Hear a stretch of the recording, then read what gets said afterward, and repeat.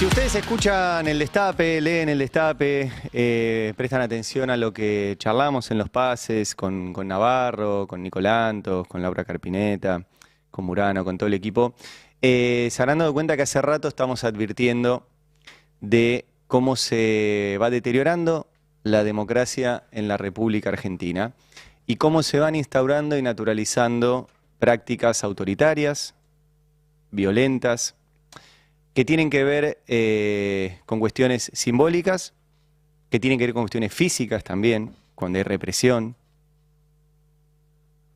que están limitando la protesta social, que cuando alguien protesta, como fue contra la ley Bases, se los acusa de querer dar un golpe de Estado. ¿Sí? Hubo 33 personas detenidas acusándolas de organizarse para dar un golpe de Estado. Ahora están todas libres. Pero el objetivo se cumplió, que es atemorizar, generar terror, perseguir. Y eso hace que la democracia vaya bajando de intensidad. Y esto está sucediendo, sucede todos los días, lo vemos, lo estamos advirtiendo y esperemos que no pase a mayores. Pero tenemos un presidente que no solo tiene violencia verbal y simbólica, eso después tiene efectos. Y que además ha decidido gobernar, por ejemplo, sin el Congreso, o sin tener en cuenta que la gente necesita, por ejemplo, comer o comprar medicamentos. Va a gobernar con un Excel muy chiquito de la macro, donde la mitad del país no entra. Y ayer tuvimos otro pasito en esto, que está vinculado a algo que sucedió en Naciones Unidas, que fue una votación donde la Argentina mantuvo una tradición histórica que es estar en contra de la violencia que ejerce Estados Unidos hace 60 años contra Cuba. Esa violencia se expresa en un embargo por el cual presiona a todo el resto del mundo para que no comercie con Cuba, para que no le venda nada a Cuba, para que no le compre nada a Cuba. ¿Y qué ha significado para esa pequeña isla con poca producción, con dificultades para abastecerse de alimentos, con complejidades de logística? Un problemón, simplemente por haber establecido un régimen no alineado a Estados Unidos a 180 kilómetros de Miami. Y Estados Unidos, que tiene mucha influencia en el mundo, viene perdiendo esta votación hace mucho tiempo. Y ayer otra vez, se votó esto en Naciones Unidas. Y este fue el resultado, mírenlo. Ahí anuncian que se está votando la necesidad de terminar con el embargo económico, comercial y financiero impuesto por Estados Unidos contra Cuba. Esto dicen en Naciones Unidas. La votación ha sido completada y el resultado es 187 a 2. ¿Quiénes son esos dos? ¿Quiénes son esos dos? Estados Unidos e Israel.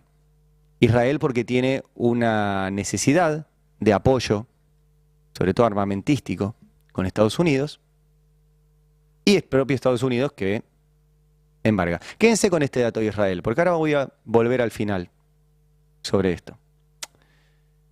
¿Qué pasó?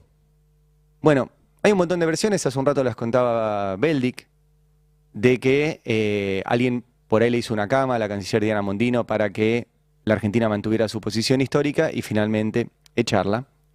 Lo concreto es que la Argentina mantuvo esa posición histórica que, yo les recordaba hace un rato, no es nueva, también el vínculo que tiene la Argentina con Cuba. En el año 1974, ¿sí?, durante la tercera presidencia de Perón, Cámpora primero y Perón, y con José Bergelbar como ministro de Economía, la Argentina rompió el bloqueo contra Cuba, obligando incluso a empresas estadounidenses como la Ford Motors a venderle autos a Cuba, que hoy en día siguen circulando ahí. Esos Falcon, que para nosotros significaban el terror, para los cubanos significó la solidaridad. Y en ese momento, vuelvo a contar la anécdota, la Ford Motors se negaba a venderle autos a Cuba y Helbar les dijo, miren, ustedes se llaman Ford Motors Argentina, o cumplen las reglas de Argentina o se van. Y se quedaron, vendieron los autos a Cuba.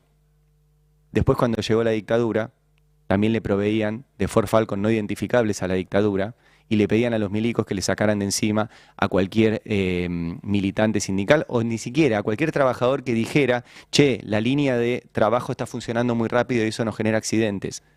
Sigamos trabajando como veníamos con las medidas de seguridad correspondientes y terminaban secuestrados. ¿Sí? Bueno, toda esa historia para decirles que la Argentina hace 50 años actuaba distinto. Vuelvo, y ayer después de esto, la oficina del presidente de la República Argentina, que no existe en el organigrama, pero lamentablemente en este deterioro democrático nos hemos acostumbrado a que hace los comunicados oficiales, publica este comunicado, donde cuentan que la canciller Diana Mondino presentó su renuncia, y abajo, en lo que está subrayado en rojo, dice: la República Argentina defenderá los mencionados principios en todos los foros internacionales de los que participa, y el Poder Ejecutivo iniciará una auditoría del personal de carrera de la Cancillería con el objetivo de identificar impulsores de agendas enemigas de la libertad. Por eso esta editorial se llama Se lee auditoría, se pronuncia persecución. ¿Qué es una auditoría del personal de carrera de Cancillería con el objetivo de identificar impulsores de agendas enemigas de la libertad? O sea que hay 186 países en el mundo que son enemigos de la libertad. Meloni es enemiga de la libertad. Inglaterra es enemiga de la libertad. Francia es enemiga de la libertad. Alemania es... Todos los países del mundo votaron contra un embargo que sí es enemigo de la libertad. Porque si Estados Unidos, el paradigma del capitalismo y la libertad de comercio, bloquea comercial y financieramente a un país durante 60 años, eso es ser enemigo de la libertad. Pero lo que va a desatar el gobierno es una persecución ideológica dentro de un personal que, además, históricamente tampoco es lo más progresista que hay en el Estado, el personal de Cancillería.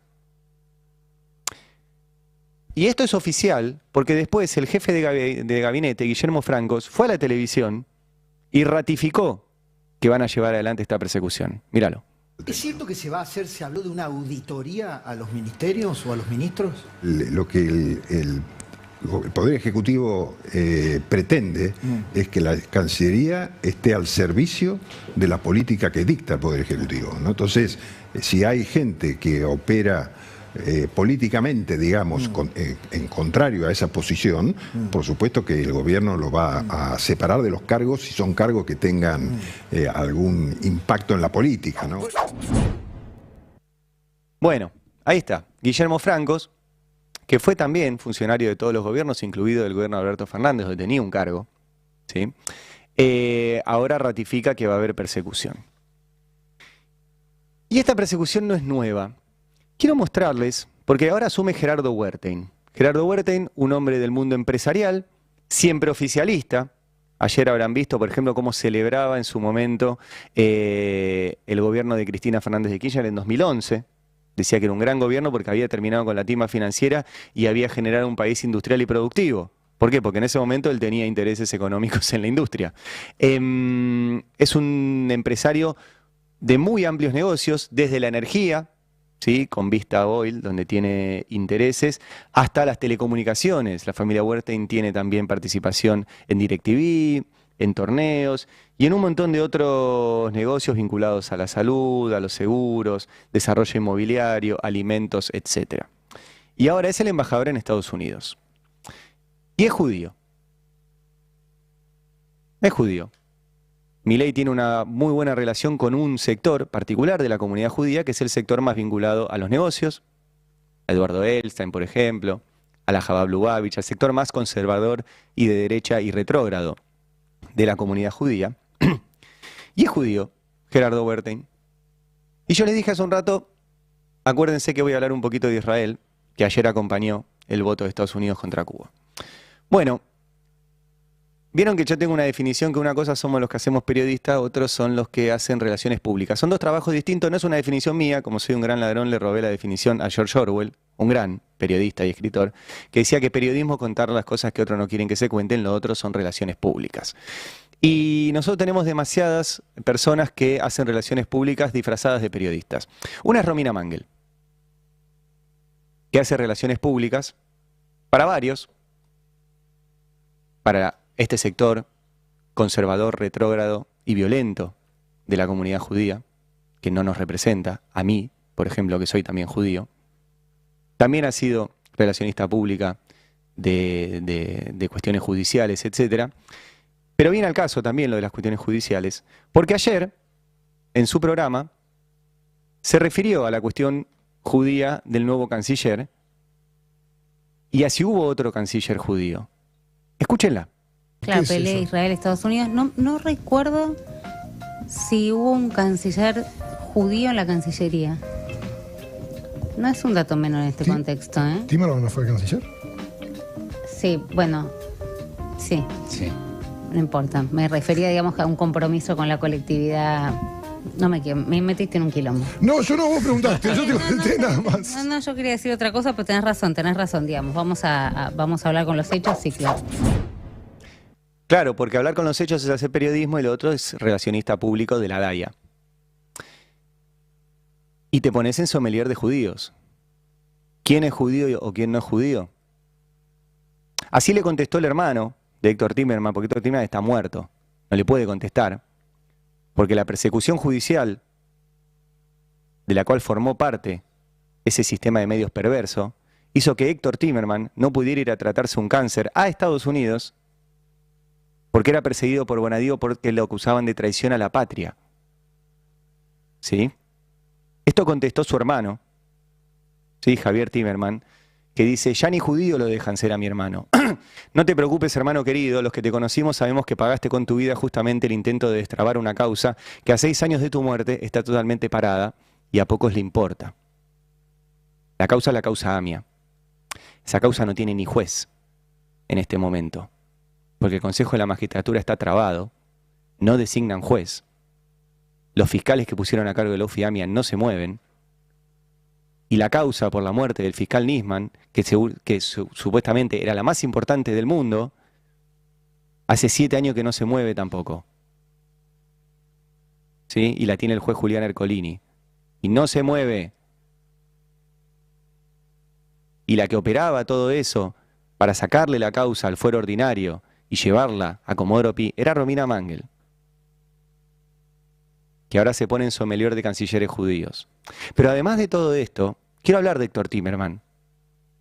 Porque ya que estamos hablando de políticas, y estamos hablando de endeudamiento de vuelta, y de carry trade de vuelta, y de bonistas de vuelta, y si les vamos a pagar la deuda de vuelta, Héctor Timerman, que sí hacía de la Argentina una política de exterior seria, logró en Naciones Unidas una votación, ¿sí?, con 124 países a favor de que los países no fueran sometidos nunca más a las reglas de los fondos buitre. Miremoslo un poquito, un cachito nada más, para que se acuerden. En nombre de la presidenta Cristina Fernández de Kirchner y del pueblo argentino, quiero agradecer enormemente a la inmensa mayoría de miembros de las Naciones Unidas que han comprendido la importancia de esta resolución, que es una resolución a favor de la estabilidad económica, de la paz social y del desarrollo de los pueblos. La deuda hoy en día genera... Ese era Héctor Timerman. A su lado estaba sentado Axel Kicillof y atrás de Axel Kicillof, Carlos Bianco. No sé si vieron la imagen, porque fueron justamente a defender esta resolución que logró la Argentina para que si había un grupito de fondos buitre que no aceptaba una reestructuración de deuda como la que tenía la Argentina, que era el 7% de los acreedores, no pudieran negarse a lo que habían aceptado el resto. Y lograron, con una política exterior seria, el apoyo de la mayoría de los miembros en Naciones Unidas. ¿Y saben qué pasó? Por eso está todo vinculado. Esos fondos buitres financiaron una campaña diciendo que Cristina y Timerman se habían aliado a un asesino para garantizar la impunidad del atentado a la AMIA. ¿Y les interesaba la AMIA? No. Les interesaba limar un gobierno que había logrado eso en Naciones Unidas. Que Naciones Unidas sacara una resolución diciendo que los fondos buitre no pueden estar por encima de los países. Eso logró el canciller judío Héctor Timerman. Y por eso no se lo van a perdonar nunca. Por eso. Y por eso siguió la persecución hasta su muerte. porque además lo mataron, porque no lo dejaron tratarse un cáncer. Bonadío y todos sus secuaces mediáticos. Por cosas como esta se va lesionando la democracia en la Argentina y tenemos que hacer un poquito de memoria. Se lee auditoría, se pronuncia persecución. Explicar los hechos y su importancia.